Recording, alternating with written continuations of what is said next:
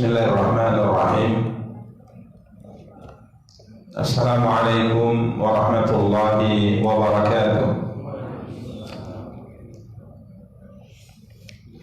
Alhamdulillahi rabbil alamin. Wal 'aqibatu lil muttaqin fala 'udwana illa 'alal zalimin. Asyhadu an la ilaha illallah wahdahu la syarika lah wa asyhadu anna Muhammadan abduhu wa rasuluh. Salawatu rabbi wa salamuhu alaihi wa ala alihi wa ashabihi wa man ihtada bihadihi wa istanna bisunnatihi ila yaumiddin wa sallama tasliman katsira. Amma ba'du. Ikhwani wa akhawati kaum muslimin, kaum muslimat, rahimani wa rahimakumullahu jami'a. Alhamdulillah, puji dan syukur senantiasa kita ucapkan untuk Allah subhanahu wa ta'ala. Salawat beserta salam semoga senantiasa dilimpahkan oleh Allah untuk junjungan dan panutan kita, Nabi Allah yang mulia Muhammad sallallahu alaihi wasallam. Ikhwani wa akhawati kaum muslimin, kaum muslimat, rahimani wa rahimakumullahu jami'a. Biidznillah, pada kesempatan yang berbahagia kali ini kita akan kembali mencoba untuk melanjutkan kajian dan pembahasan kita, mencoba untuk membaca dan menjelaskan kitab Sunan At-Tirmidzi karya Imam Al-Hafidh Abu Isa Muhammad ibnu Isa ibnu Sawrah At-Tirmidzi rahimahullahu ta'ala, yang pada pertemuan yang lalu alhamdulillah kita telah menyelesaikan pembahasan hadis ke-69 pada bab ke-52 berkaitan dengan ma'ul bahri, air laut. Air laut adalah suci lagi mensucikan. Nabi kita yang mulia sallallahu alaihi wasallam bersabda tatkala beliau ditanya oleh para sahabat yang berprofesi sebagai nelayan tentang menggunakan air laut untuk sarana bersuci, maka Nabi sallallahu alaihi wasallam bersabda, huwa at-tahuru ma'uhu al-hillu maitatuhu. Air laut suci lagi mensucikan, dan bangkainya juga halal. Ya, binatang yang hidup di air bangkainya halal, artinya tatkala kita hendak mengkonsumsinya maka tidak diperlukan menyembelihnya. Ya, tidak diperlukan menyembelihnya. Berbeda dengan binatang yang hidup di darat. Ya, kehalalannya adalah dengan disembelih. Kehalalannya dengan disembelih. Kalau tidak disembelih atau tidak dinahar, yakni untuk penyembelihan unta, maka binatang tersebut dihukumi bangkai. Ya, binatang tersebut dihukumi bangkai. Contoh, misalnya binatang darat tertabrak misalnya, atau jatuh kemudian mati, atau dilempar dengan menggunakan batu dan mati, maka ini adalah hewan-hewan yang kemudian dihukumi dalam Islam sebagai maitah, sebagai bangkai, karena matinya tidak dengan sembelihan. Ya, matinya tidak dengan sembelihan. Dan Allah Subhanahu wa taala menyebutkan dalam Al-Qur'an bahwa Allah haramkan atas kita bangkai. Allah SWT haramkan atas kita bangkai. Jadi halalnya hewan yang hidup di darat itu ya untuk dimakan dagingnya jika seandainya dia adalah memang hewan yang jenisnya halal. Hewan yang jenisnya apa? Halal. Karena hewan darat itu ada yang halal, ada yang haram. Kalau hewan yang jenisnya halal, sapi, kambing, unta, ya, kemudian hewan-hewan yang lainnya, maka ini halalnya dengan penyembelihan. Halalnya dengan apa? Penyembelihan. Adapun hewan-hewan yang pada dasarnya jenisnya haram, ya tentunya tidak halal apapun dilakukan pada hewan tersebut, sekalipun disembelih dia tetap apa? Haram. Dan Allah SWT sebutkan jenis-jenisnya ya secara khusus karena memang hewan yang diharamkan, hewan darat yang diharamkan itu tidak banyak dibandingkan dengan hewan yang halal. Ya, seperti misalnya Allah SWT mengharamkan daging babi, kemudian Allah SWT haramkan anjing. Ya, secara umum Nabi SAW bersabda, "Kullu dhinabin minas siba' wa kullu dhi mikhlabin minat tayr fa'akluhu haram." Binatang yang hidup di darat, ya, kalau ia melata atau berjalan, maka yang siba, dunabin minas siba, yang memiliki taring, dan dia adalah hewan apa? Hewan buas. Dia bertaring dan dia hewan buas. Artinya taring itu digunakan untuk memangsa. Taring itu digunakan untuk memangsa, maka hewan yang seperti ini haram untuk dimakan. Hewan seperti ini haram untuk dimakan. Seperti apa? Harimau, singa, apa lagi? Banyak lah ya.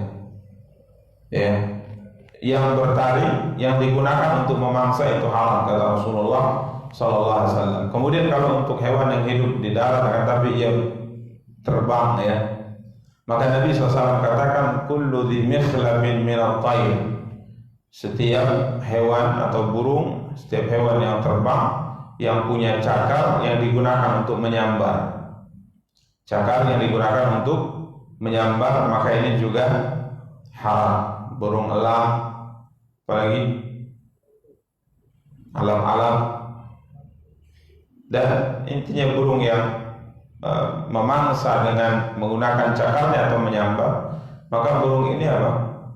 Haram. Kemudian juga termasuk disebutkan oleh Nabi SAW, setiap binatang ya yang diistimbat oleh para ulama yang diperintahkan untuk dibunuh, diperintahkan untuk dibunuh atau dilarang untuk dibunuh, maka itu binatang yang haram untuk dimakan. Contoh misalnya Nabi SAW memerintahkan kita membunuh tikus, memerintahkan kita membunuh ular, ya, maka daging hewan ini haram untuk dimakan. Kenapa? Karena tidaklah ia diperintahkan untuk dibunuh kecuali karena apa? Ada hal yang berbahaya, khususnya pada jenis ular yang disebutkan oleh Nabi SAW dalam hadis. Ya, Nabi SAW sebutkan ular yang pandangannya itu sampai bisa menyebabkan keguguran bagi wanita hamil. Ya, ini diperintahkan untuk dibunuh, tentunya dagingnya juga apa? Haram. Kemudian binatang-binatang yang tidak boleh dibunuh, ini juga tidak boleh dimakan. Seperti misalnya Nabi SAW melarang kita untuk membunuh kodok. Nabi melarang kita membunuh apa? Kodok. Maka kodok termasuk binatang yang tidak boleh dimakan dagingnya. Ya, ini ketentuan dan aturan dalam agama kita, agama Islam. Jadi binatang-binatang yang diharamkan ini, sekalipun dia disembelih, sekalipun menyebut nama Allah, dia tetap apa? Halal. Adapun binatang-binatang yang halal yang hidup di darat, selain daripada binatang-binatang yang kita sebutkan tadi, ya, pengharamannya baik secara jenis maupun sifatnya, maka itu binatang halal, boleh dikonsumsi dagingnya dengan catatan ia disembelih dengan menyebut nama Allah. Disembelih dengan menyebut nama Allah. dan yang menyembelihnya adalah orang yang halal untuk apa? Menyembelih. Ini di antara ketentuan aturan dalam penyembelihan. Ya, dia menyembelihnya dengan menyebut nama Allah, dengan menyembelih dengan menyebut nama Allah SWT. Kemudian yang menyembelih juga adalah orang-orang yang secara hukum dihalalkan sembelihannya. Ya, seperti seorang muslim baik laki-laki maupun perempuan, ini sembelihannya halal. Jadi kalau seandainya ada tukang jagal perempuan, tidak apa-apa. Ada tukang jagal perempuan, tidak apa-apa. Sembelihannya halal selama tatkala ia menyembelih yang menyebut nama Allah Subhanahu wa Ta'ala. Demikian para ikhwah dan akhwat yang dimuliakan oleh rahmatullah Allah. Adapun hewan yang hidup di air, maka bangkainya halal. Bangkainya apa? Halal. Jadi tidak perlu disembelih. Tidak perlu disembelih. Ikan tidak perlu disembelih. Pukul mati halal. Ya, atau dipancing mati halal, atau kita dapatkan yang sudah mati selama memakannya tidak membahayakan, itu juga apa? Halal. Bangkai setiap hewan yang hidup di air itu halal. Allah alam, kemarin apakah kita singgung hewan yang hidup di dua alam? Istilahnya demikian, ya, dua alam. Padahal guru kita dulu tatkala membahas tentang binatang-binatang dalam pelajaran, sebenarnya tidak ada binatang yang hidup di dua alam. Enggak ada binatang hidup di alam dunia dan alam akhirat, ya. Dua alam maksudnya darat dan air. Allahu a'lam. Ini istilahnya barmai. Hewan barun hidup di darat, hewan ma'i hidup di air. Kalau bisa hidup di kedua alam ini, atau di darat dan di air, maka disebut dengan barmai, amfibi istilahnya, ya. Baik.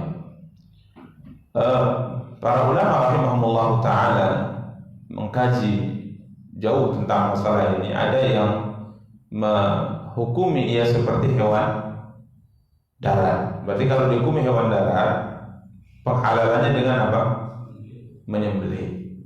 Kalau dihukumi hewan sebagai menghukumnya hewan air, binatang hidup di air, ya, karena dilihat mana lebih lebih condong, ya, lebih lamanya, apakah di darat atau di air tahannya.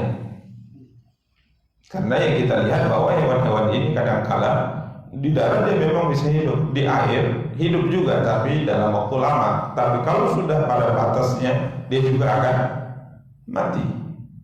Itu kita dapat di hewan-hewan demikian. Di darat, ya, hidupnya memang di darat. Tapi kalau di air 1 hari, 2 hari, 3 hari, 1 minggu masih hidup. Tapi kalau kelamaan, dia mati juga. Ada yang hidupnya di air hidup. Tapi kalau di darat, lama dia bisa hidup. Tapi pada waktu tertentu dia juga akan mati juga. Ya, contoh misalnya apa? Anjing laut. Anjing laut, ya, hidup di darat. Kalau dibiarkan di darat dalam waktu lama, mati atau tidak? Ini dia maksudnya. Jadi sebagian para ulama menghukuminya sebagai binatang air. Ada sebagian menghukumi binatang apa? Darat. Kan tapi Allah alam itu dihukumi binatang air, ya, dihukumi binatang air. Jadi bangkainya apa? Bangkainya halal, ya, bangkainya halal. Dan jangan kita terpengaruh dengan namanya, ya, anjing laut, babi laut misalnya, ya. Walaupun ada juga sebagian ulama mengatakan tidaklah kalian namakan dengan nama itu kecuali hukumnya sama sebagaimana disebutkan dalam Quran, ya. Babi laut, kan ada babi laut, ya. Baik, Allah mengatakan, Allah mengharamkan bagi kalian daging apa? Daging babi. Jadi sebagian ulama mengatakan karena kalian menamakan dia babi, maka dia hukumnya juga apa?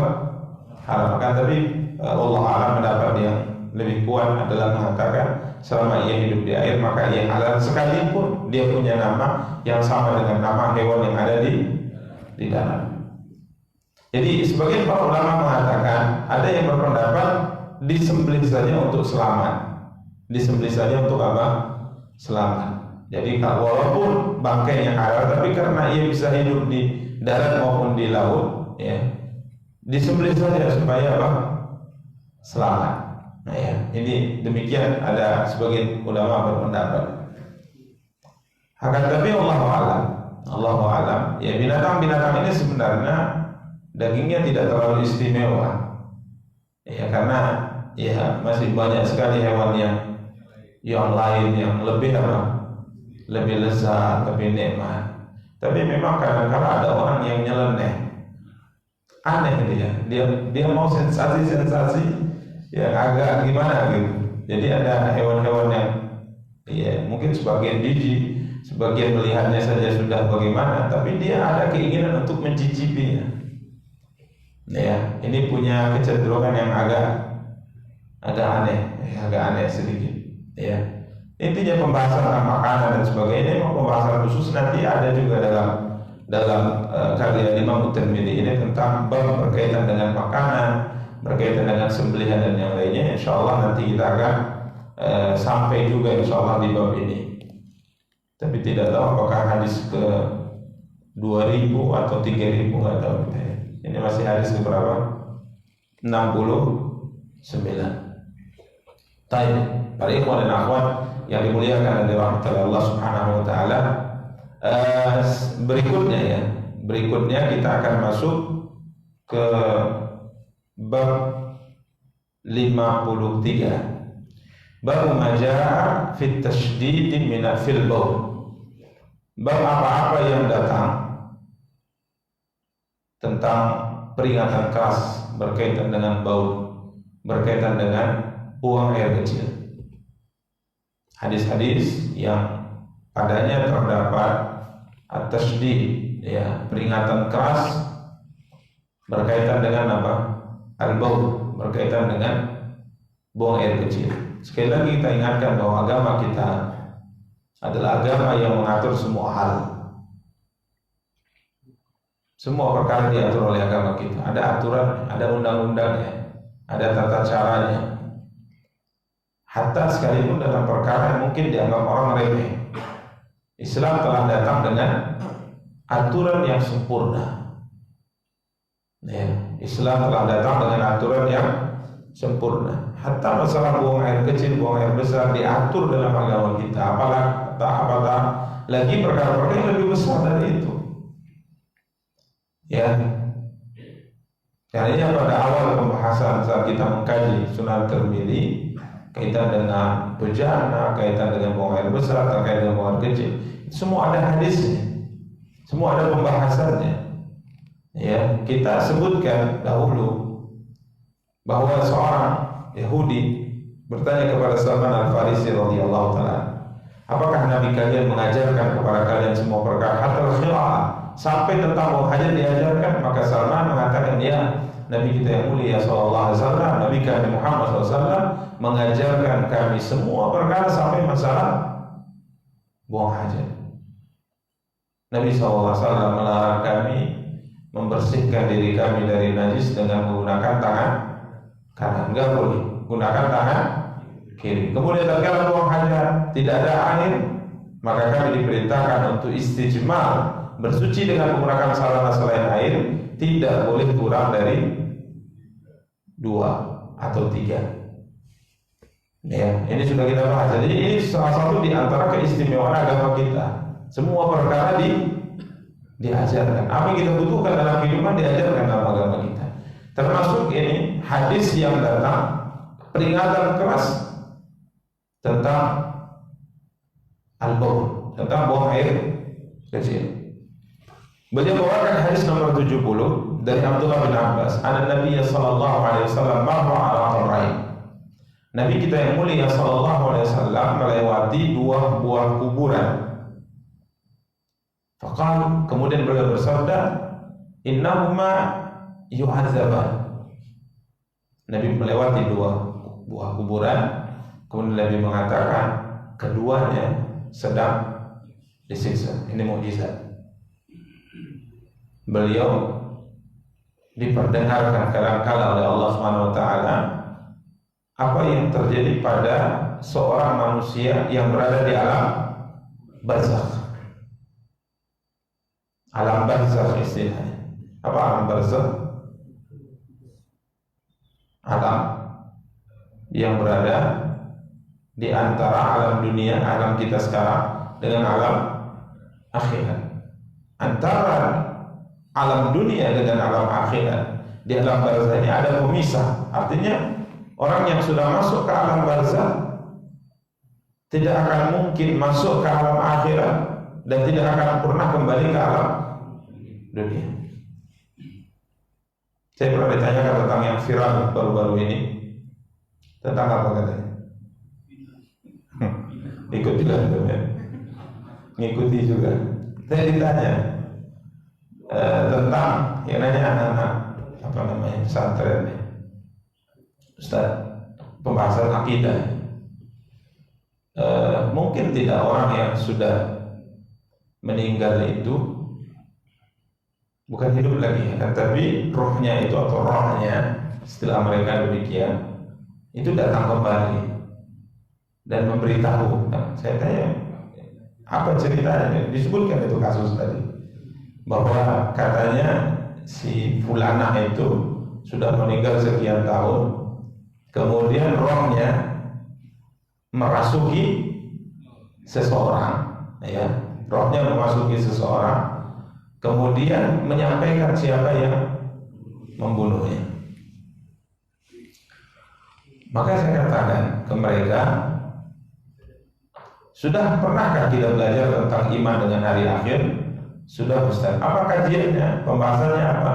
Mereka sebutkan ini. Terus dengan kesimpulan pembelajaran di kelas itu, waktu itu kajian, apakah bisa kalian yakini bahwa orang yang sudah masuk ke alam barzakh balik lagi ke alam dunia?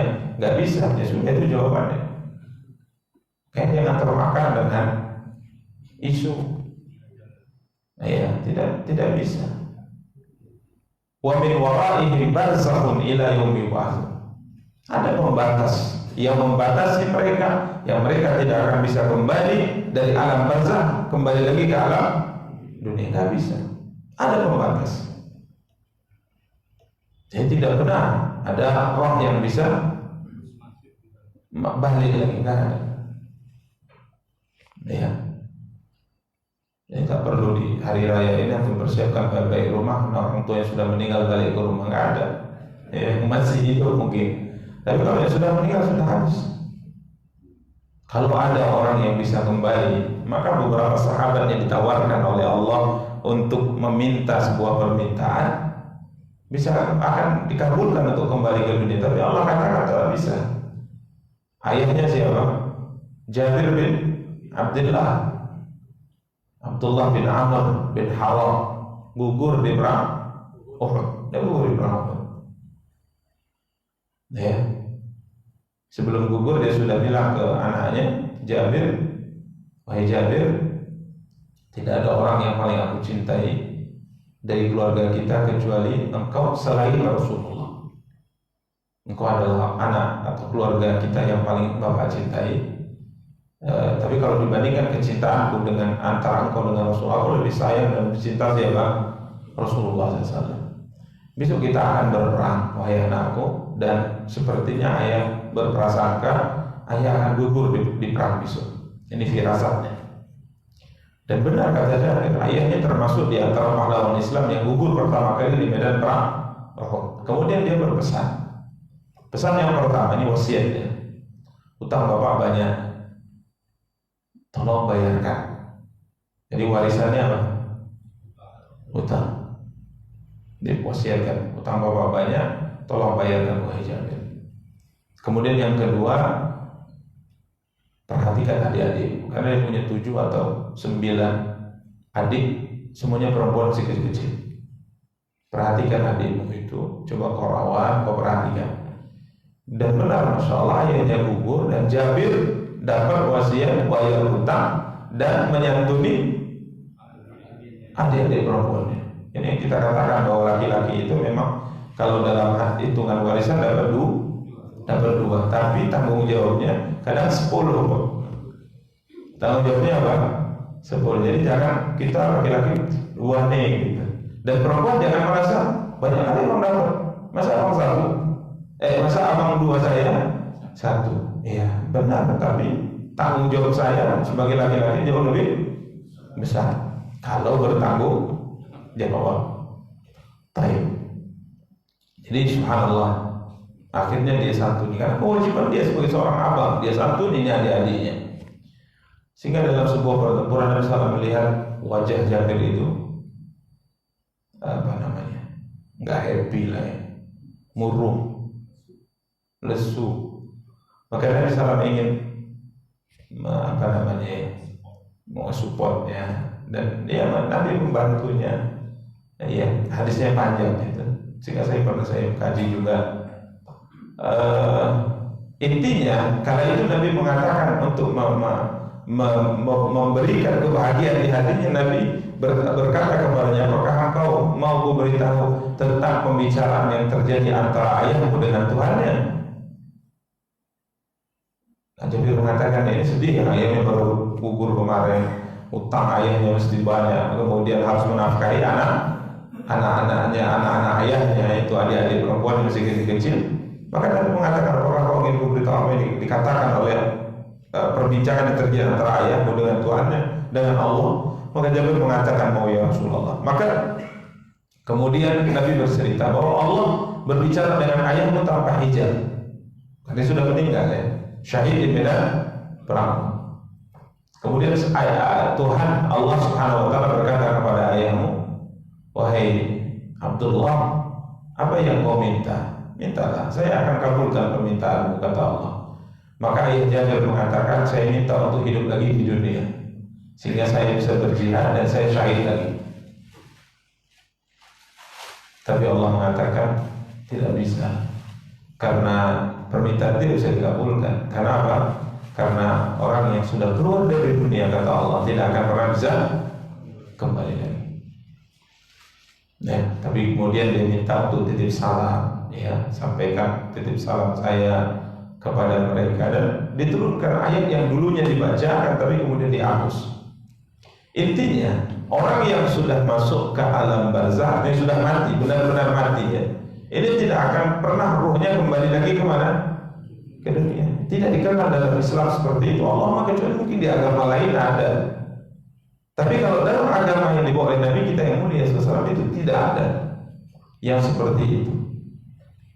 Ya, Allahumma kecuali mungkin ada mukjizat yang ada di tangan para nabi, seperti Nabi Isa bisa menghidupkan yang mati. Nabi Musa memukulkan ekor sapi ke jasad seorang paman yang dibunuh, kemudian dia bisa hidup kembali. Tapi secara hukum, secara asal, orang yang sudah masuk ke alam barzakh tidak akan pernah bisa kembali ke dunia. Karenanya barzakh itu termasuk alam gaib. Barzakh adalah alam gaib. Kita tidak tahu apa yang terjadi di sana. Ya, sekalipun kita berada di sisi kuburan, sekalipun kita korek kuburan, ya nggak ada apa-apa. Yang ada paling cuma tulang atau jasad yang sudah tidak bisa hidup lagi. Tapi sebenarnya mereka ini berada di sebuah alam gaib yang disebut dengan alam barzakh. Dan Nabi kita yang mulia sallallahu alaihi wasallam sekali diperdengarkan oleh Allah apa yang terjadi di alam ini. Diperdengarkan oleh Allah. Karena di sini beliau mengatakan innahuma yu'adzaban wa ma yu'adzaban fi kabir. Sesungguhnya keduanya, yakni dua kuburan yang dilewati oleh beliau, orang yang dikubur di dua kuburan ini di alam barzakhnya sedang disiksa. Sedang apa?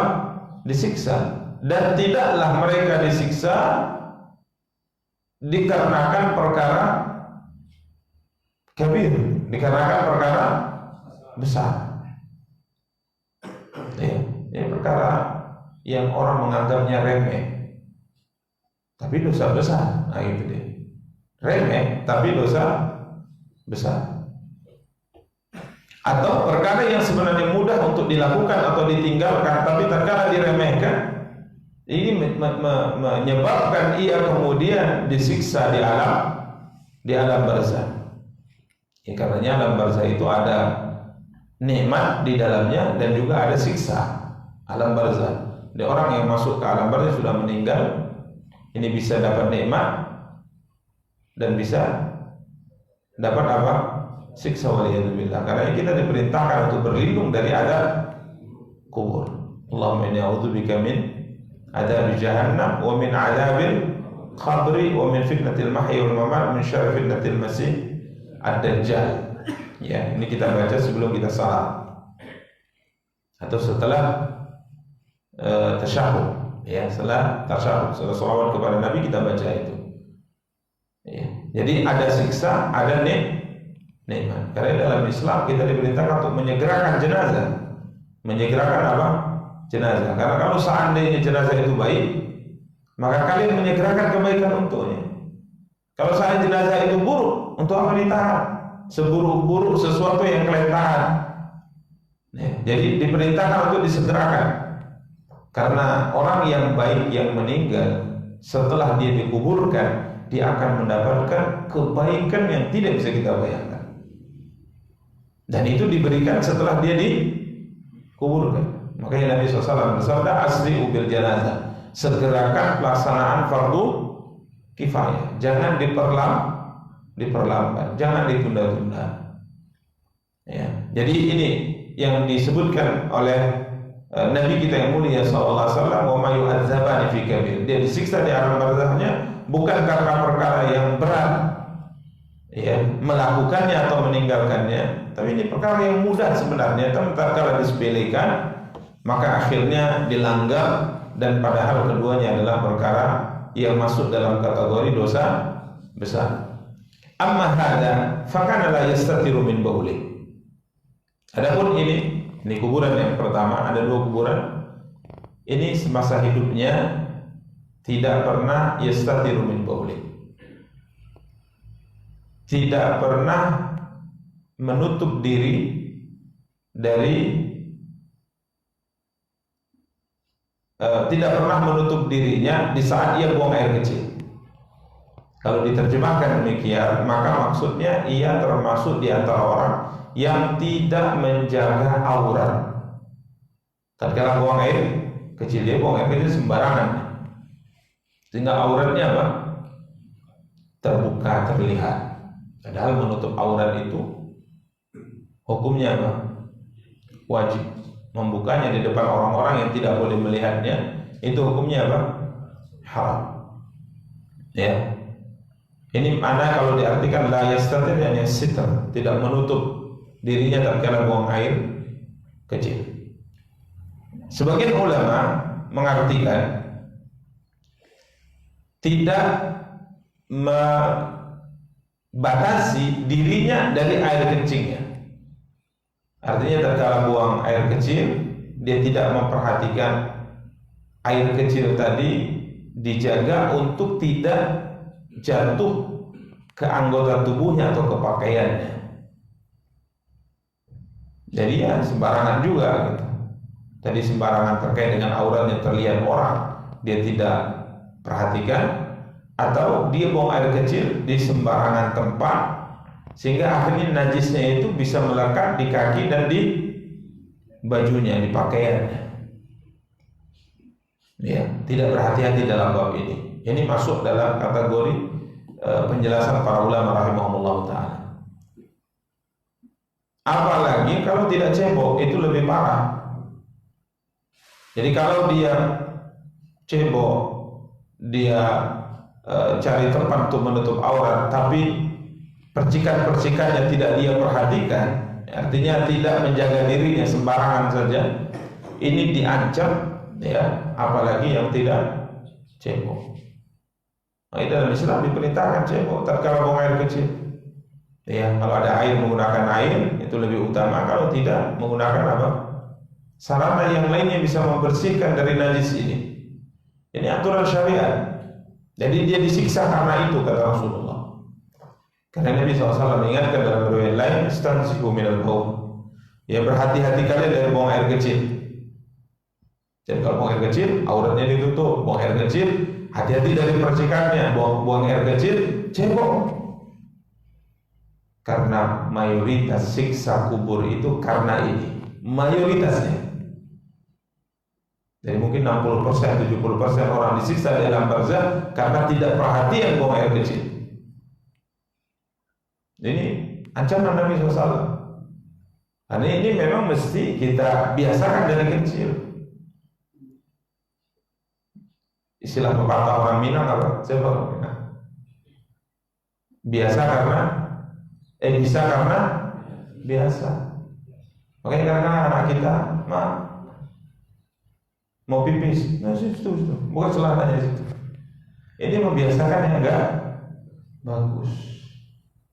Turun pinggir jalan, buka celana, pipis dia. Ini pembiasaan. Ya cari tempat. Pom bensin ada yang bayar, Ustaz, enggak apa-apa. Bayarnya juga cuma 2.000, enggak apa-apa. Atau numpang di masjid. Cuma kadang-kadang BKM juga marah ke orang-orang ini. Emang nggak disiram, ya kan, asal-asalan saja. Tapi kalau seandainya mereka menjaga semuanya, nggak ada masalah sebenarnya. Artinya benar-benar ya disiram dengan bagus dan ya dijaga kebersihannya. Ya, ini insya Allah tidak ada masalah. Masalahnya banyak kita tidak memperhatikan ini sehingga jadi masalah. Coba lihat tempat-tempat yang di pinggir jalan atau tempat-tempat khusus untuk musafir itu gimana coroknya. Ya kita juga yang menyebabkannya. Ya. Jadi ini perhatikan terkait dengan masalah buang air kecil, ini mayoritas siksa kubur karenanya. Nasallallahu alaihi wasallam. Ini yang pertama. Yang kedua, wa amma hada, adapun ini kuburan yang kedua ini, subhanallah. Ini pembelajaran langsung ya dari siapa? Rasulullah SAW. Sehingga ya kalau Nabi mengajarkan seperti ini dan beliau tahu, beliau katakan seperti ini, yakin hati orang yang mendengarnya itu pasti terpengaruh luar biasa. Ya, terpengaruh luar biasa.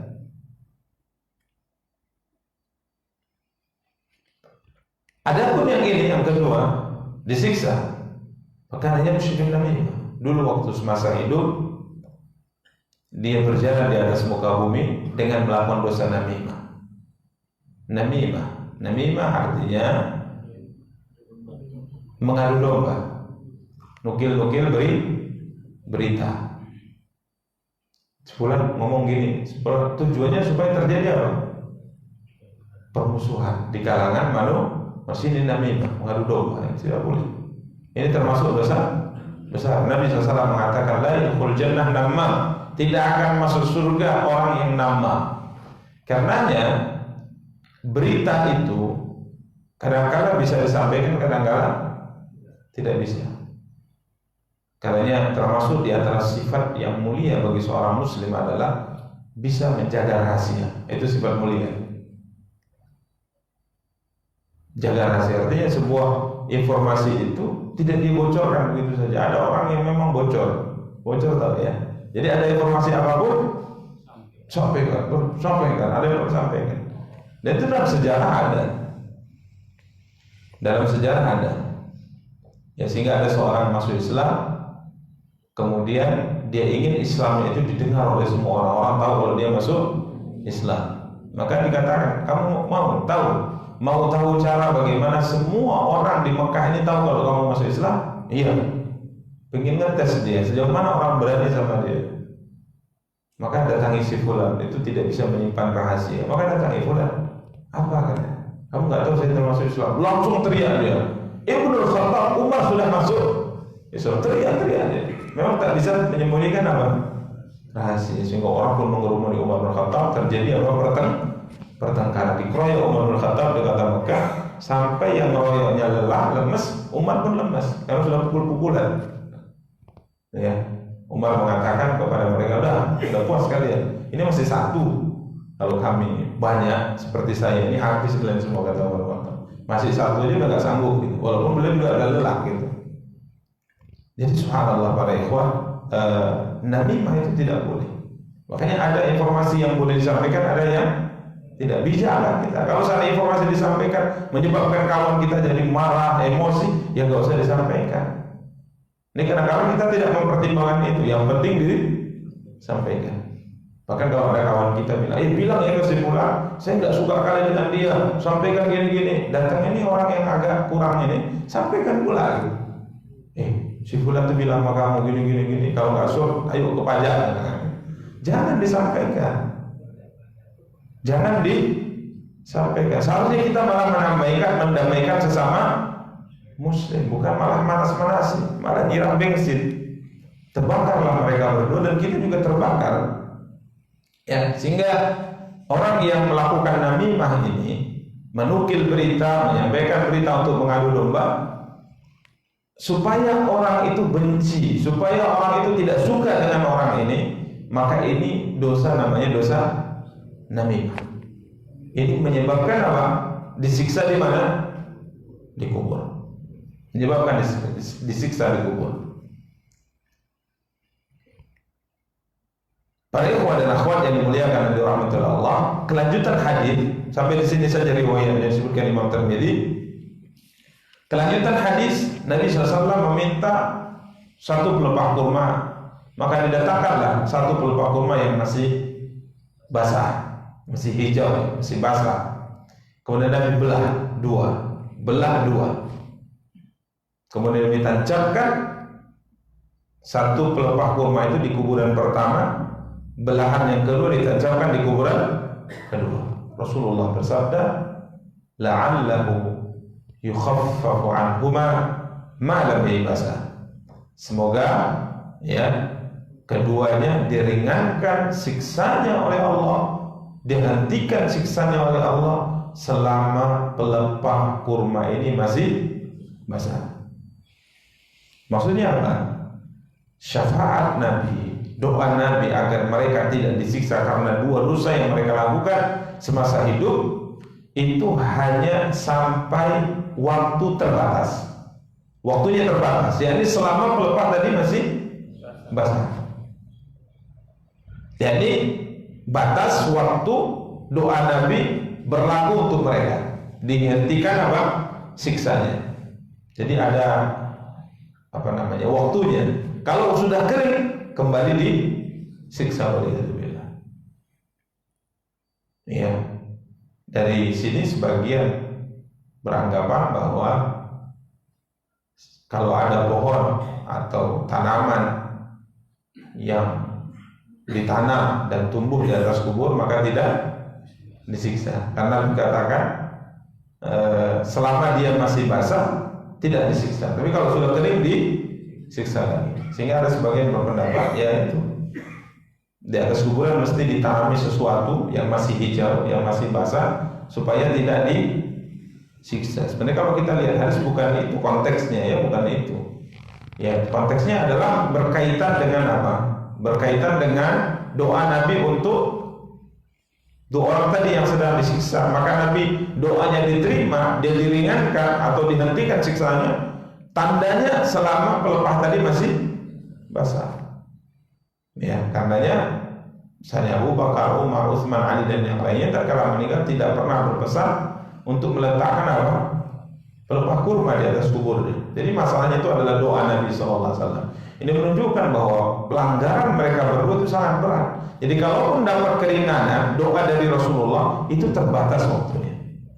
Sehingga beliau memberikan judul 53 bab majaa fit tasydidi fil baul. Bab hadis yang datang terkait dengan ancaman keras, peringatan keras terkait dengan masalah buang air kecil. Karena bahaya menyebabkan siksa apa?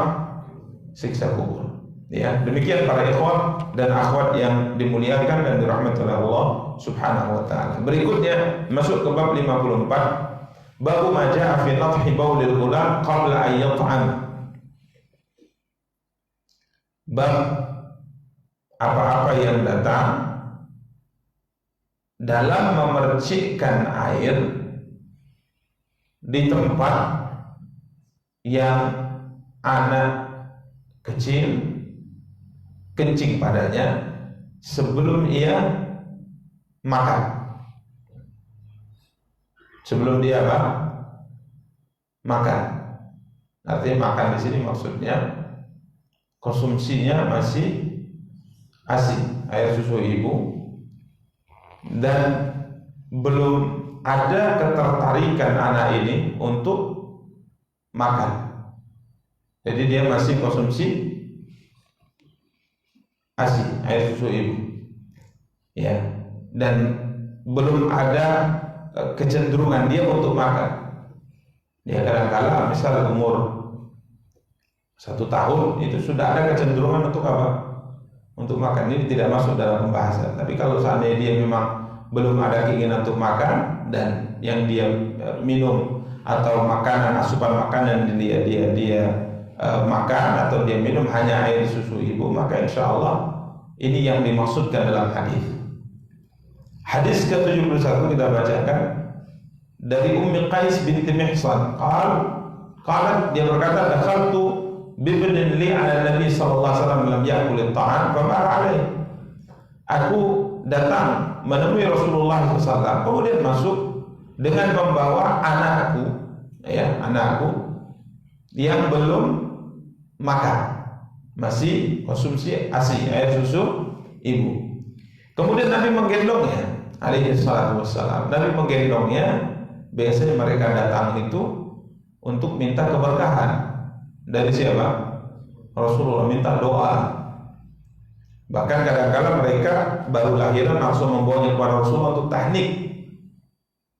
Tahnik apa? Apa tahnik?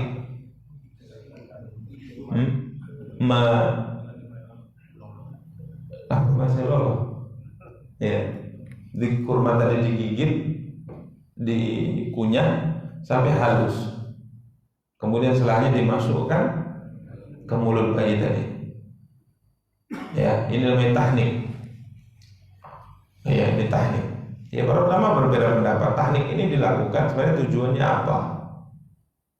Ya, kalau kita sekarang yang mungkin cari kurma, kalau dia asli bisa juga sebenarnya kan. Dan lebih apa? Lebih halus, lebih lembut dia. Tapi para ulama mengkaji tahnik ini sebenarnya itu apa? Tujuannya apa? Apakah agar anak tadi memang pertama kali dimakan adalah apa? Kurma, sehingga Nabi SAW mentahnik anak-anak Ansor, kiranya lahap dia makannya.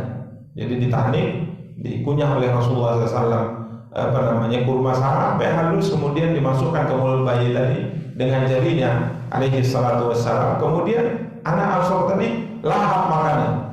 Maka Nabi kata, coba lihat ini anak-anak Ansor ini suka kali sama kurma gitu. Karena orang-orang tua mereka itu para petani kurma. Ya wajar ya, petani kurma suka apa? Kurma. Petani jagung suka jagung. Karena misalnya bapak kita kalau beli makan kita itu saja gitu kalau petani kan. Ya. Lihat anak-anak Ansor ini suka kali dengan apa? Dengan kurma. Jadi maksud itu dilakukan apakah supaya lambungnya pertama kali masuk makanan, asupan makanan kurma, atau ada tujuan lain? Sebagian para ulama mengatakan tujuan lainnya adalah mencari keberkahan. Maka kalau kaitannya dengan mencari keberkahan, maka tentunya itu hanya khusus bagi siapa? Rasulullah. Karena tidak ada keberkahan yang bisa berpindah kecuali keberkahan yang dimiliki oleh para nabi dan rasul. Itu bisa berpindah.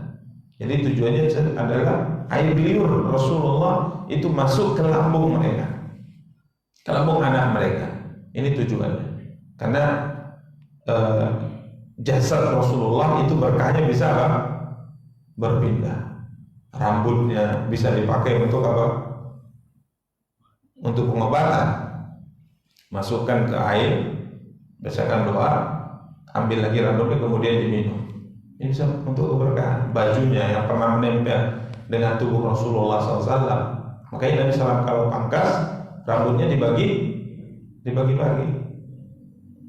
Ya, jadi kalau sudah Nabi pangkas itu udahlah antri untuk ngambil namanya rambut beliau. Ya, tapi itu rambut siapa?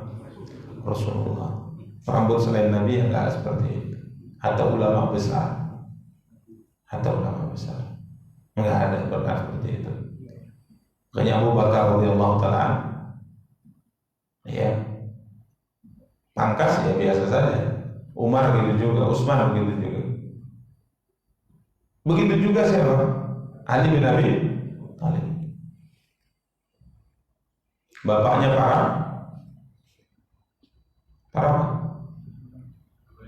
iya, bakas biasa saja. Gitu. Jadi Islam mengajarkan kita tidak ada orang suci kecuali para nabi dan rasul. Nggak ada yang suci kecuali para nabi dan rasul. Tidak ada yang maksum kecuali para nabi dan rasul. Makanya Nabi ingatkan jangan berlebihan. Jangan apa? Berlebihan. Inna akramakum indallahi atqakum. Sesungguhnya orang yang paling mulia di sisi Allah dari kamu adalah orang yang paling bertakwa. Ya. Tidak ada keistimewaan antara orang Arab dengan non Arab, antara orang yang berkulit putih dengan orang yang berkulit hitam, kecuali dengan apa? Takwa. Ya, semua kalian dari Adam, dan Adam diciptakan dari apa? Tanah. Semuanya orang yang paling mulia kata Nabi dari kamu adalah orang yang paling bertakwa. Demikian para ikhwan dan akhwat yang dimuliakan oleh rahmatillah Allah. Jadi mereka bawa anak-anak mereka kepada Rasulullah, ya kadang-kadang untuk cari doa supaya didoakan oleh siapa? Rasulullah SAW, atau tahnik, kasih kurma yang sudah dikunyah oleh beliau alaihi salatu wassalam untuk mencari keberkahan. Fabala, tiba-tiba anak tadi tatkala digendong dia pun kencing, buang air kecil. Ya, kalau orang dulu mengatakan itu karena apa? Ya, betah dia, cocok dia digendong sama kamu. Ya, biasanya kan gitu. Ya, istilahnya kalau kita orang Jawa kan banyak apanya? Banyak ya hal-hal yang seperti itu dikaitkan. Kalau kita pergi satu tempat kemudian kita BAB di sana, berarti cocok tempat itu sama kamu. Ya kaitannya apa sih? Kerasan tidak kerasan? Ya, padahal dia ke belakang itu karena sakit perut ya. Apa kaitannya? Cuma ya kadang-kala ada pula yang benar. Cuma cara penyampaiannya itu yang kurang tepat kita katakan. Ya, kalau hujan jangan gini, kalau ini jangan gini. Banyak pantangannya gitu. Pantangannya apa? Banyak sekali. Ya kalau ada lihat anak yang ganteng, pinter, jangan bilang ganteng kali, jangan. Jelek kali kamu gitu. Sebenarnya maksudnya itu benar supaya tidak terpengaruh apa? Aib, benar maksudnya. Cuma cara untuk mengolah aib dalam agama kita bukan gitu caranya. Ya, jelek kamu, jelek kali kamu ya nak gitu. Anak ini kan kasihan, ya. Mentalnya kena dia, kena mental dia. Pulang dia bilang ke ibunya, Bu, memang jelek aku ya. Kena mental dia. Ya bilang ganteng tapi doakan. Bilang pinter, doakan. Itu cara dalam agama kita, agama Islam. Sebenarnya maksudnya itu sudah benar, tapi caranya yang salah. Karena memang aib itu kata Nabi SAW, kalau ada sesuatu yang mendahului takdir, kalau ada, maka itu adalah pandangan mata. Betapa banyak orang yang masuk ke liang lahat dan unta yang masuk ke dalam kuali gara-gara pandangan mata. Orang dipandang sakit mati, banyak itu. Ya, binatang dipuji-puji sakit, mesti disembelih banyak. Makanya kalau pada teman kita, bahkan pada diri kita punya, jangan lupa minta keberkahan. Makanya puji-puji saja. Ya, acara tasyakuran, pindah rumah baru. Ya, yang biasa itu. Boleh nggak itu? Buat acara walimah, nempati rumah baru, boleh? Boleh. Antum buat aja undang saya datang. Boleh gitu. Boleh, nggak masalah. Kita yang diundang itu bukan sekedar nikmati makanan, lihat rumah bagus sekali. Doakan. Masya Allah ya, luar biasa. Allah berkahi rumah antum ini. Bagus rumahnya, mewah rumahnya, cantik rumahnya. Doakan. Jangan sekedar puji-puji saja kemudian pulang. Ya, karena kalau teman kita itu ingin menunjukkan nikmat itu kepada kita supaya kita doakan. Cuma kadang kita yang nggak peka kita. Rumah, tengok. Pulang. Jangan, doakan. Bahkan kalau bisa tutup gerbangnya gembok, sebelum dia doakan nggak bisa kasih keluar dia. Digembok nggak boleh. Kamu tadi belum doakan dulu. Ada doakan baru kasih pulang dia. Ini seperti itu. Ya. Kita punya teman, dia panggil saya tuh bahasa mungkin kita di pasaran pamerkan gitu kan. Bahasanya kan pamer gitu. Dia ingin pamerkan mobil barunya ke saya. Kasih makan, saya tengok, oh baru ya. Setelah mau pulang, dia marah, kejepret kamu. Loh, mau kejep? Iya. Kok nggak ada kamu doakan mobil baru saya? Oh iya, saya doakan semoga diberkahi oleh Allah. Tapi itu tidak semua orang bisa kita lakukan demikian, pamer ke dia. Karena kadang-kala nikmat ini, nikmat banyak orang yang dengki. Banyak orang yang dengki. Makanya Umar bin Khattab radhiyallahu taala anhu berkata, "Ista'inu billah ala qada'i hawaijikum bil kitman." Minta pertolongan kepada Allah agar kiranya Allah menutupi kebutuhan kalian dengan merahasiakannya. Karena setiap nikmat ada saja orang yang dengki. Makanya jangan pamer-pamer, kecuali ke beberapa orang yang kita tahu dia sayang ke kita, punya hati yang tulus ke kita, tunjukkan supaya dia doakan. Ini ya metode hidup. Ya, supaya nikmat itu Allah berikan kepada kita dan diabadikan oleh Allah untuk kita. Ya, jadi jangan puji-puji saja. Orang punya kendaraan, ingat doakan ya, tolong doakan. Ya, doakan. Dan kebanyakan kita karena takut gini akhirnya disembunyikan. Mobil baru, enggak punya orang ini gitu. Ya memang punya orang, mana pula punya kucing kan. Maksudnya alhamdulillah Allah berikan, tolong doakan, ya kan selesai masalahnya. Karena kalau kita ditanya, kemarin kayaknya bisnis antum banyak untungnya ya. Oh gua sedikit untungnya, takut diutangi. Sampaikan saja alhamdulillah, tolong doakannya. Antara sama muslim biasa gitu mendoakan. Ya, doakan. Ya, tapi jangan diekspos, artinya jangan pamer-pamer semua. Kalau ketahuan sama seseorang, kita minta doanya, doakan keberkahan. Ini para ikhwan dan akhwat yang dimuliakan dan dirahmati Allah Subhanahu wa taala. Karenanya terkait dengan masalah ini, Ja'far bin Abi Thalib punya anak setelah beliau syahid. Nabi SAW melihat anaknya itu kurus-kurus semua, cungkring, penyakitan. Apa kata Rasulullah kepada ibunya Asma binti Umais? Kenapa anak-anak saudaraku Ja'far ini kok seperti ini, tubuhnya kurus-kurus? Apakah karena kurang makan? Kata Rasulullah. Maka sang ibu mengatakan, enggak ya Rasulullah, tapi ini anak mereka ini cepat sekali pengaruh pandangan mata orang. Anaknya ganteng-ganteng, anak Ja'far itu. Jadi orang itu kalau ketemu muji, Masya Allah gantengnya, so, udah sakit, agak sehatan sedikit, oh Masya Allah sakit lagi, ya udah kurus terus. Ya, maka sang ibu mengatakan, ya Rasulullah, pengaruh pandangan mata pujian orang cepat kali ke mereka saya lihat. Bolehkah saya ruqyah mereka? Nabi mengatakan, coba bagaimana cara kamu ruqyah? Sampaikan, saya biasanya ruqyah gini-gini, silakan ruqyah kata Rasulullah. Ruqyahnya tidak bertentangan dengan syariat. Ini para ikhwan dan akhwat yang dimuliakan dan dirahmati oleh Allah Subhanahu wa taala. Jadi kembali ke poin, anak ini kecil di pangkuan siapa? Rasulullah. Ya, ini enggak ada kaitan apa-apa. Ini ya sekedar anak tadi memang kecil. Fada'a bima'in, maka Rasulullah minta didatangkan air, farasyahu alaih. Kemudian Nabi membersihkan. Jadi kena baju beliau air kecil. Ini anak masih kecil dan belum makan apapun, belum ada kecenderungan makan, dan dia masih konsumsi ASI. Maka Nabi ambil, kemudian Nabi percikan. Bukan dicuci ya, bukan dibilas, tapi dipercikan dan kembali suci. Tapi ini untuk anak kecil laki-laki. Kalau anak perempuan tidak bisa, harus dicuci, harus dibasuh. Yang dicuci itu sebenarnya tidaklah mesti satu baju itu, tapi mana posisi yang terkena air kencing kemudian kita bilas di situ dan kembali suci. Ya tidak mesti direndam, Ya, tidak mesti direndam.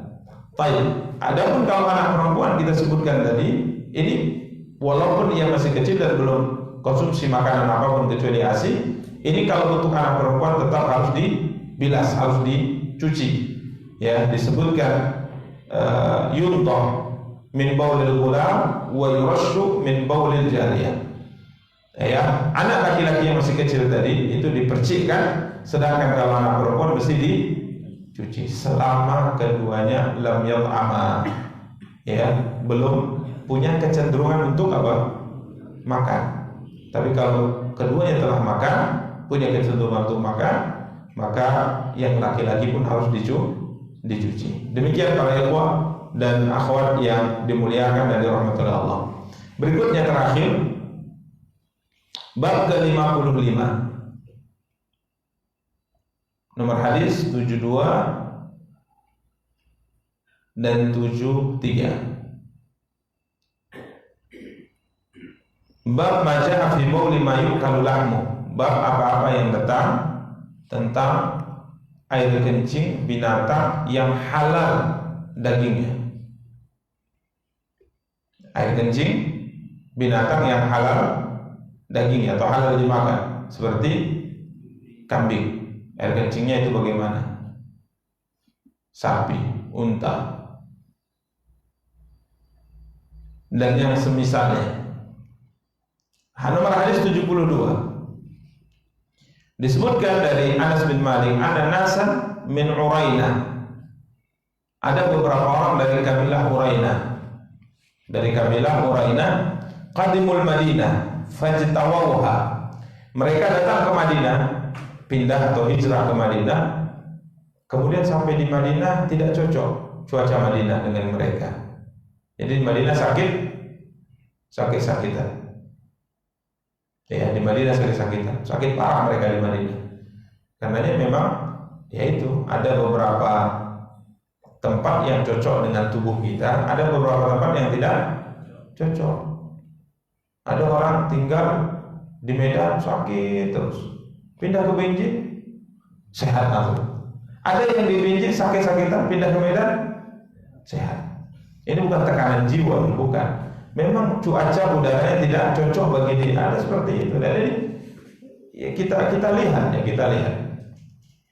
Ada juga kadang-kadang kita tinggal satu daerah happy saja, tinggal daerah murung saja, seret. Ini kadang-kadang seperti itu terjadi. Ada orang yang setelah pindah di rumah itu sakit-sakitan aja, pindah ke rumah lain sehat terus. Ada seperti itu. Ya. Jadi ada kadang-kala tempat atau yang lainnya itu membawa sial gitu. Ya, membawa sial. Allah alam apa sebab, sebenarnya bukan karena rumah.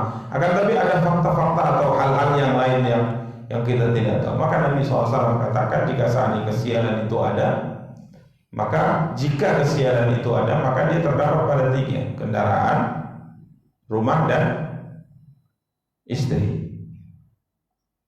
Kendaraan, rumah, dan istri. Kadang-kadang kita tinggal di rumah itu, kita beli atau kita bangun, masalah terus setelah kita menempati rumah itu. Ada yang setelah kita beli kendaraan itu masalah terus. Ya, berarti sial ini kendaraannya bagi kita. Ya, bengkel terus, minta duit terus. Ini kendaraan. Ya, kadang-kadang setelah kita nikah dengan dia, masalah terus, nggak pernah habis-habis masalahnya. Berarti sial ini. Ya, sial. Ya, faktornya banyak sih. Ya, tentunya kita tidak tergesa-gesa dalam menyikapi. Kalau rumah sudah jual saja. Kalau kendaraan ya sudah jual saja. Kalau istri ya jangan cerai dulu. Jangan. Mungkin ya ada perbuatan-perbuatan kita yang kita belum taubat. Karena maksiat yang dilakukan oleh kedua belah pihak dalam rumah tangga itu sedikit banyaknya mempengaruhi kebahagiaan dan kelancaran dalam rumah tangga. Baik. Jadi mereka tinggal di Madinah, pindah ke Madinah, kiranya tidak cocok. Sakit-sakitan mereka di Madinah, parah sakitnya.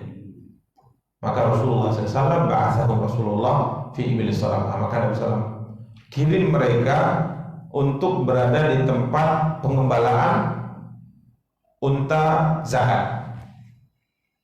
Jadi ternak kaum muslimin itu kan ada aturan zakatnya, dan diambil itu bukan uang, diambil itu apa? Ya ternak tadi, 1 ekor kambing, 1 ekor unta, 1 ekor sapi itu diambil. Kemudian negara memelihara hewan-hewan ternak ini. Ya nanti kadang dibagikan kepada orang miskin supaya mereka punya peternakan untuk membiayai kehidupan mereka. Jadi ada tempat yang di situ Nabi SAW perintahkan agar hewan-hewan ternak zakat digembalakan di sana. Maka Nabi perintahkan orang-orang Uraniyun ini berangkat ke sana. Pergi kalian ke sana. Kemudian Nabi mengatakan ishrabu min albaniha wa abwaliha. Ya, untuk pengobatan penyakit kalian, coba minum susu unta dicampur dengan kencingnya. Jadi ini apa namanya? Pengobatan yang unik ya. Kalau minum susu unta ya biasa ya kan. Tapi kalau minum sama kencingnya itu luar biasa. Ya, sudah pernah nyoba? Siapa yang pernah nyoba? Hah? Minum air kencing unta? Ada yang sudah nyoba? Berarti saya sendiri udah nyoba. Tapi cukup sekali aja. Cukup sekali. Waduh, pahitnya luar biasa. Pahit. Dan satu botol aqua,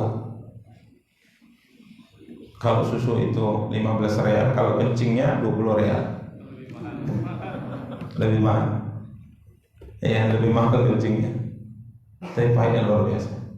Jadi satu botol aqua 1,5 liter dimasukkan mungkin 1 tutup atau 2 tutup botol itu, botol air mineral tadi, dimasukkan campur, kemudian dikocok, itu udah pahit semua itu. Pahit semua. Ya, nggak sanggup lah. Ya, minum susu unta pun kadang-kadang nggak sanggup ya kan.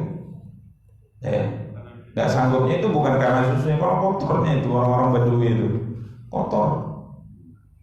Ya, ini kalau bersih ya mungkin belinya di swalayan mungkin ya semangat ya. Ini kita lihat sendiri di perahnya, banyak kali pasir di situ, banyak banget. Nggak sanggup kita minumnya. Tapi masya Allah jamaah kita paling suka pula pergi ke peternakan apa? Unta paling suka. Sehingga akhirnya gara-gara terlalu banyak orang kita di Indonesia pergi situ dilarang. Ya, karena kita suka kali foto dengan apa? Dengan unta. Kalau dengan unta, senangnya itu apa itu? Unta. Ya, ini paling kepada. Jadi Nabi perintahkan mereka minum susu unta plus kencingnya. Sehat mereka, badan mereka jadi sehat, gemuk, ya sehat. Nah, ini kurang bersyukur, tidak berterima kasih. Ya, apa istilahnya? Dibalas air, coba apa istilahnya? Bahasanya? Air susu dibalas air tuba. Apa yang mereka lakukan? Qatalu ra'iya Rasulillah. Mereka bunuh pekerja gembala, penggembalanya mereka bunuh. Untanya mereka bawa pulang, mereka rampok. Waduh, memang luar biasa mereka ini. Sakit di Madinah dikasih sistem pengobatan luar biasa, gratis lagi, sehat. Penggembalanya dibunuh, mereka rampok untanya. Para ikhwan dan akhwat yang muliakan itu rahmat Allah, lebih parah lagi, irtaddu 'anil Islam, murtad mereka. Ini lebih parah ini. Mereka murtad dari Islam. Informasi sampai kepada Nabi SAW tentang ini, maka Nabi mengejar mereka dan tertangkap mereka semua. Ya, fa'utiya bihim Nabi SAW, didatangkan kepada Rasulullah SAW, maka Nabi menghukum hukuman keras untuk mereka sebagai peringatan, karena memang hukum dalam Islam ini salah satu di antara hikmahnya adalah untuk memberikan efek jerah. Makanya aturan hukum pidana dalam Islam tatkala dilakukan, ditegakkan itu tidak sembunyi-sembunyi. Allah mengatakan bagi yang berzina kemudian hendak ditegakkan hukumnya, Allah berfirman wal yashhad adabahum ta'ifatun minal mu'minin. Dalam penerapan hukum pidana kepada mereka hendaknya disaksikan oleh sekelompok orang yang beriman supaya orang lihat inilah hukuman kalau kamu melakukannya, sehingga ada efek jerah. Ya, jadi potong tangan kalau dalam Islam ya dilakukan dengan terang-terangan, disaksikan orang supaya orang takut mencuri. Ya, ini hukum dalam Islam yang ini adalah kewajiban penguasa untuk menegakkannya. Kalau tidak maka kita tidak dibolehkan menegakkannya masing-masing. Ada orang mencuri, tangkap, potong tangannya, nggak boleh. Terjadi kerusakan kalau seperti ini. Ya, terjadi kerusakan. Jadi tidak boleh menghakimi sendiri dalam Islam. Tapi Ustaz, kalau kita berikan kepada aparat, besok lepas lagi itu. Ya, tetapi itu tugas mereka. Mereka berdosa dan sehingga berhadapan dengan Allah. Yang penting jangan sampai kita melakukan sesuatu yang salah. Nggak boleh menghakimi sendiri, tidak boleh. Apalagi kaitannya negara apa? Negara hukum. Apalagi sebagian hukum apa Ustaz? Hukum fulus, itu urusan mereka, bukan urusan kita. Yang penting antum ikuti jalur Allah. Masalah orang lain tidak mengikuti jalur Allah, jalan Allah itu urusan mereka, dan Allah tidak akan bertanya kepada kita tentang tanggung jawab mereka. Ya, supaya kehidupan ini aman, damai dan tentram. Baik, jadi ditangkap mereka semua. Nabi putuskan hukuman keras bagi mereka. Faqata'a aydiyahum wa arjulahum min khilaf. Nabi memerintahkan untuk memotong kaki dan tangan mereka secara sila. Jadi kalau dipotong tangan kiri, kaki kanan yang dipotong. Pergelangan ya. Kaki kanan secara sila. Wasamara ayunahum, dan Nabi SAW perintahkan untuk mencukil mata mereka. Ini hukuman keras ini. Wa alqahum bil harrah, kemudian mereka diletakkan di padang pasir, tidak dikasih makan, tidak dikasih minum. Anas mengatakan, "Fakuntu ara ahadahum yaquddul ardha bi fihi hatta mat." Kan sudah buta ya, sudah buta, tangan dipotong, kaki juga dipotong secara sila. Anas mengatakan, aku melihat mereka kadang-kala menjilati tanah dengan mulutnya karena haus lapar sampai mereka mati semuanya. Ini hukuman bagi orang yang melakukan tindakan yang buruk seperti ini. Makanya dalam Islam kalau dia membunuh dengan sengaja ada qisasnya. Ada apa? Ada qisas. Kemudian kalau dia mencuri ada potong. Ini kita cerita tentang syariat Islam. Potong tangan. Berzina ada cambuk, kalau sudah menikah ada rajam. Tapi ada beberapa tindakan kriminal yang disebut mufsiduna fil ard, orang-orang yang melakukan kerusakan di muka bumi. Contoh, pengedar apa? Pengedar sabu. Kalau dalam aturan Islam pengedar sabu apa hukumannya?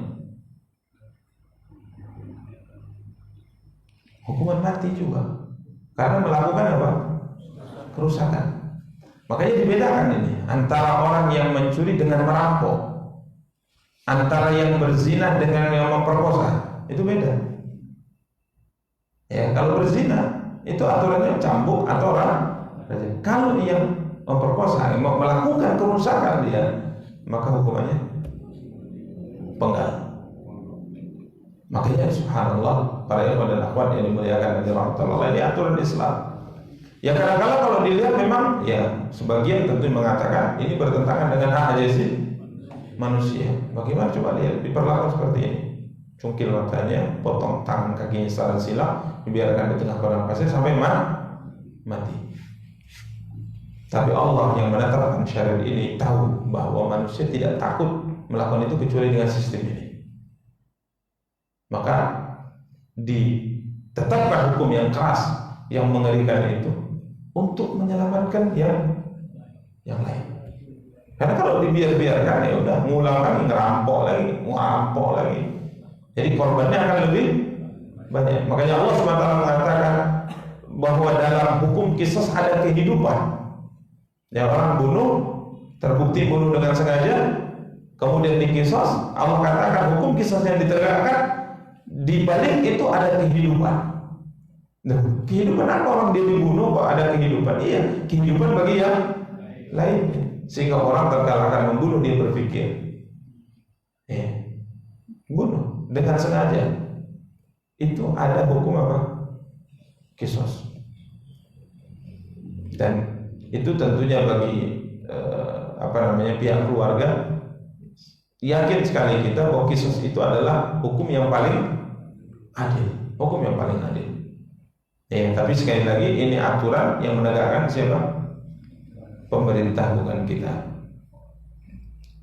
Kemudian para ikhwah dan akhwat yang dimuliakan dan dirahmati Allah, ini cerita hadis nomor 72 bab ke-55.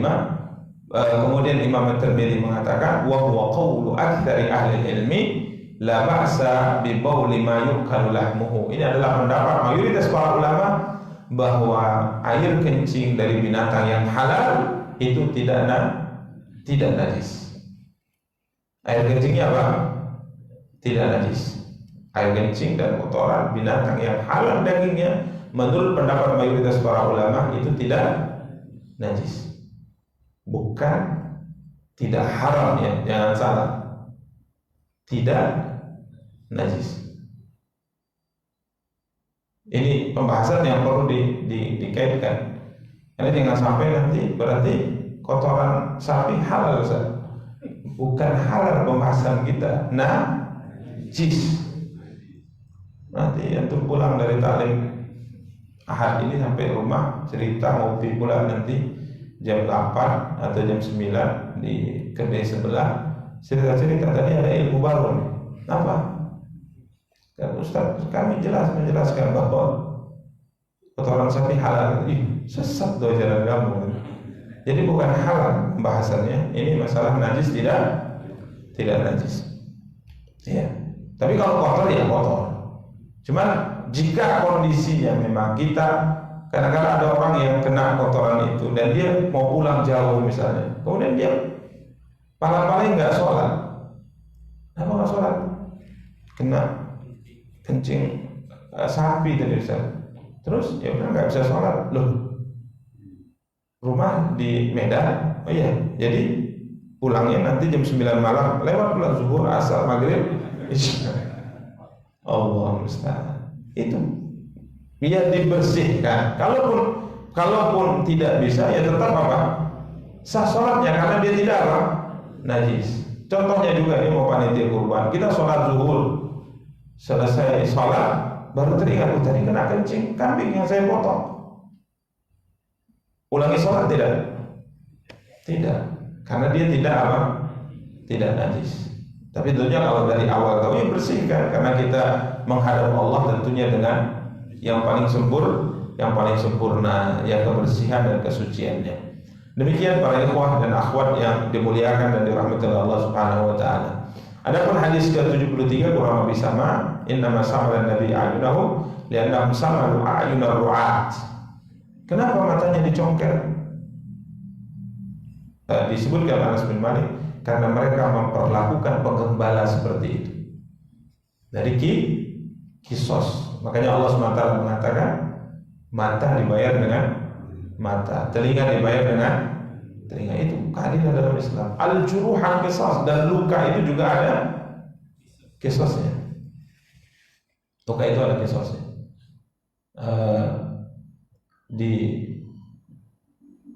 Disebutkan ada seorang wanita yang ditimpuk mulutnya oleh muslimah yang lainnya, sehingga namanya Rubaiyah binti Muawwidh kalau nggak salah saya namanya.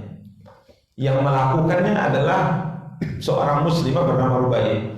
Dia emosi dengan kawannya, bertengkar, diambil batu, dipukulkan ke mulut sehingga gigi depannya putus, rontok. Ini kalau gigi depan rontok, gimana perempuan tadi akhir di penampilannya? Nggak punya gigi gimana? Satu nazar, buka giginya nggak ada. Tertarik nggak? Pikir-pikirlah ya. Syekh Utsaimin pernah ditanya, Ini gurunya para ulama. Syekh, saya baru nikah. Ya, kenapa? Masya Allah, tabarakallah, doakan. Masalahnya istri saya itu nggak ada giginya. Syekh Musaimin menggurai dia, ya alhamdulillah, karena kalau punya gigi, digigitnya kamu nanti. Sudah tahan saja, ya sabar saja. Alhamdulillah, karena kalau punya gigi, digigitnya kamu. Alhamdulillah nggak punya gigi. Dan sekarang kan ada gigi palsu. Tapi intinya ini wanita kalau ditipu giginya rontok depan, ini tentunya hal yang berat baginya. Maka setelah hal itu diadukan kepada Rasulullah SAW, setelah dicek, diperhatikan saksi dan sebagainya, benar terbukti dia melakukannya, maka kisos. Suruh bayi diambil batu, harus ditimpukan gigi depannya, dirontokkan juga gigi depannya. Itu dalam Islam. Makanya hati-hati ya. Nah, ya. Ini jari-jari ini harganya lumayan ini. Satu jari ini kalau kamu potong, kamu bayar berapa ekor unta? Semua. Tergantung manfaatnya. Manfaatnya semakin besar pula bayarannya. Ya, sampai para ulama klasik membahas janggut ini janggut. Antum kasih cairan kepada seorang minum, rontok janggutnya. Ada nggak hukumannya dalam Islam? Sampai dibahas oleh para ulama. Rambutnya kasih cairan, rontok semua rambutnya gara-gara itu. Ini bukan karena keinginan dia seperti pengobatan kemo, bukan. Tapi antum ingin menyakiti dia dengan sesuatu, sehingga rambutnya tidak bisa tumbuh lagi. Ada aturan dalam Islam.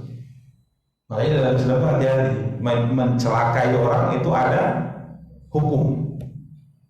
Ya, maka tipu juga kata Rasulullah SAW gigi Rubai.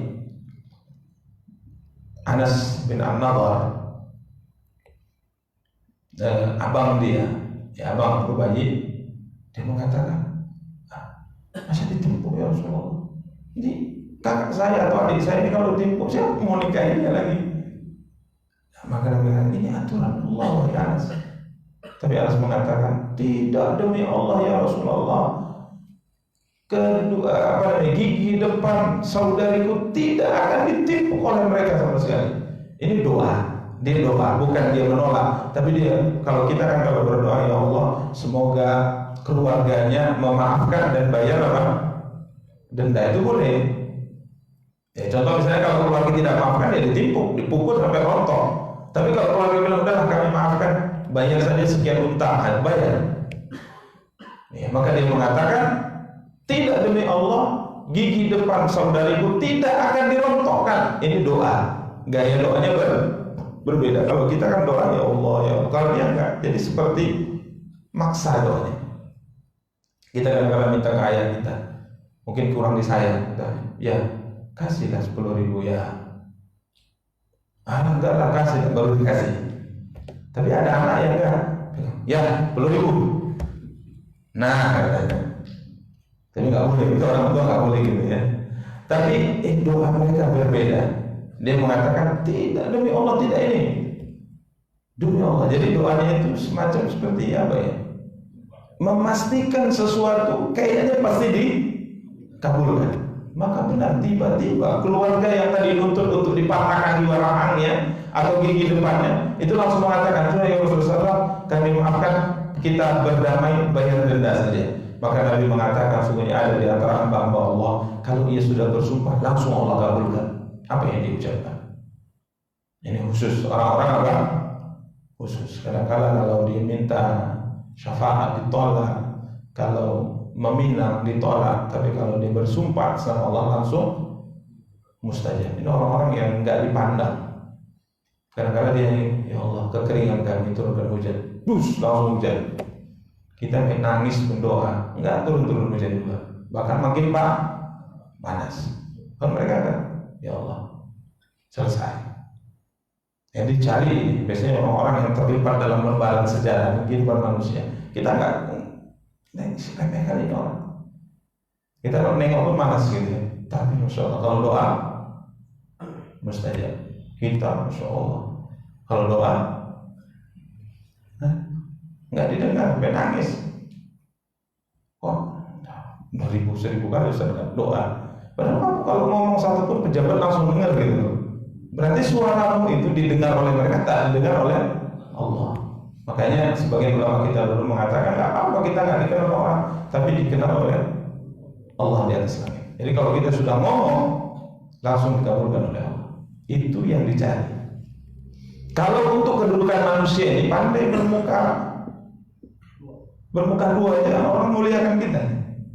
Ini Pak, Masya Allah, puji-puji orang senang orang itu.